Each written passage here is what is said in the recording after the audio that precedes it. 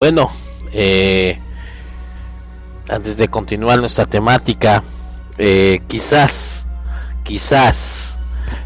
no hayas escuchado esta palabra transhumanismo, porque tal vez no se dice mucho hoy en día, pero créelo, que hay grandes avances.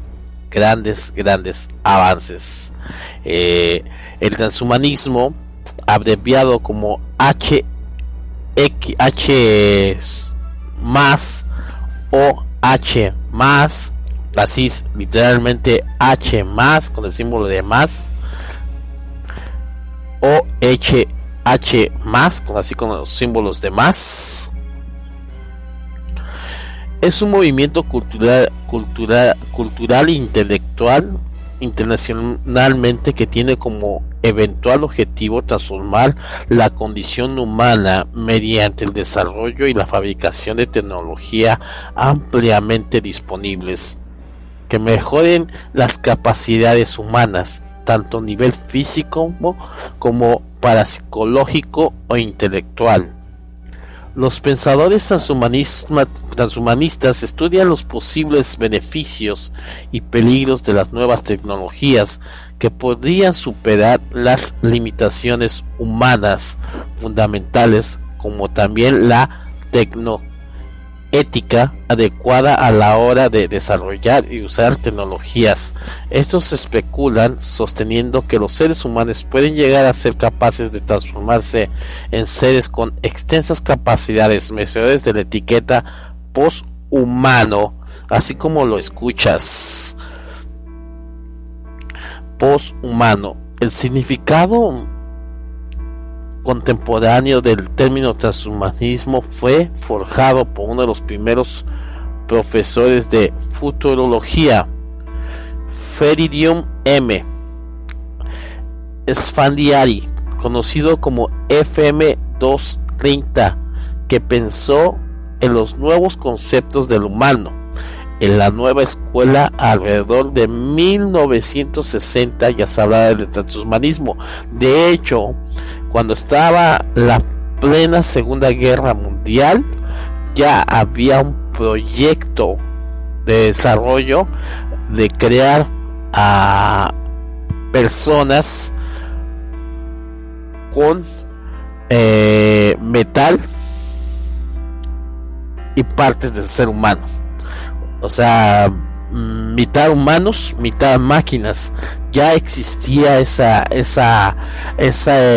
protocolo desde la Segunda Guerra Mundial, ya se hablaba de esto, pero mucha gente no se da entendido por esto. Cuando comenzó a identificar las personas que adoptan tecnologías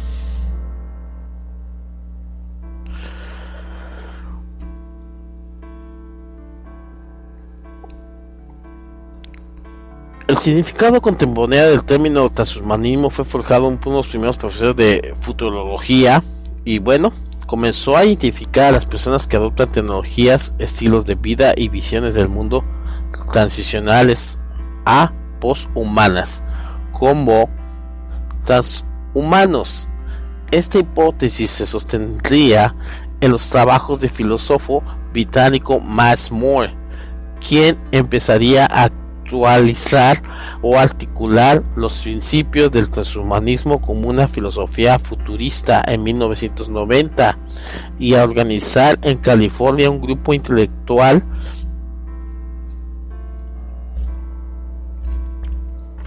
que desde ese entonces creció en lo que hoy se llama el Movimiento Internacional Transhumanista. Y bueno, quiero hacer un pequeño énfasis. Si de repente escuchas un poquito de pausa, es porque estoy tomando un poquito de agua por cuestiones de mi garganta. Necesito tomar bastantes líquidos, y haciendo una pequeña connotación a este punto de este grupo intelectual que se empezó a desarrollar aquí en California en los años 90s, 80s, más no recuerdo. Aquí pasa un dato muy interesante. En la Universidad de California, en lo que es el UCLA, ahí en la Facultad de Ciencias y Matemáticas, este grupo de científicos, que era dirigido por un científico de cierta forma de la India, llamado Fukuyama. Este personaje era el líder, el que prácticamente el precursor a hacer este grupo y tratar temas sobre el transhumanismo, cómo sería la era de la robótica, ¿sí? Cómo sería el universo inanimado, vida no consciente, humanidad y transhumanidad y poshumanidad. Estos son los temas que se daban a tratar en aquella época. Un universo inanimado, como lo que vemos hoy en día, los celulares, es un universo inanimado. El Facebook, ¿sí? De cierta forma es real, pero no es real, ¿sí? Es una forma de engañar al cerebro, ¿sí? ¿Sí me explicó? Y ese tipo de temas se trataban en la Universidad de Los Ángeles. Yo tuve el privilegio de conocer las estancias ahí, y recuerdo que pude entrar y ver las instalaciones y grabar un pequeño video, ¿verdad? Hablar sobre el transhumanismo. Recuerdo que esto fue aproximadamente unos 9 años que ya tenía. Yo tengo siguiendo esta temática del transhumanismo, tengo 20 años siguiendo sobre el transhumanismo, ya que a mí me apasiona mucho esta temática, porque recuerdo una experiencia que mi padre me platicó cuando yo tenía aproximadamente 9 a 10 años. Recuerdo que mi padre me dijo que había cosas que él no podía platicar por ética. Mi papá era un físico matemático de la UNAM, una persona que trabajaba con diferentes proyectos, ¿verdad? Y en uno de esos proyectos él le tocó ser testigo como a un joven voluntario le quitaban la tapa de los sesos para poder estudiar el cerebro y sus funciones, ver qué pasaba si al cerebro le entraba más aire, ¿sí? Como los mayas, los aztecas, la realeza de los mayas y los aztecas y aquellas civilizaciones se hacían orificios en los cráneos para poder tener una visión mejor, un desarrollo mental mejor, ¿sí? Cuando un cerebro está oxigenado puede tener un mejor desarrollo, ¿sí? Y crear cosas. Y bueno, este joven dice que miraba un accidente de carro, que una mujer había sido arrollada, daba el número de placas, con todo lujo de detalle.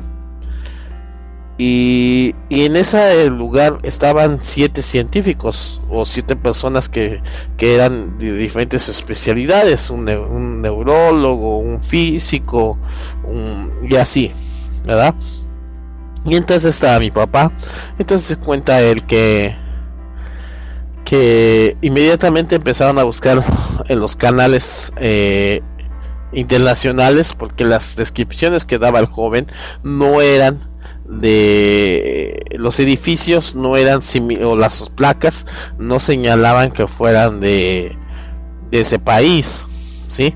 Entonces sí se dieron cuenta que hace algunas horas o minutos una mujer había sido atropellada por un carro y que había sido arrollada, y en las noticias sacaban al individuo, y el joven claramente lo identificaba y decía que él era esa persona.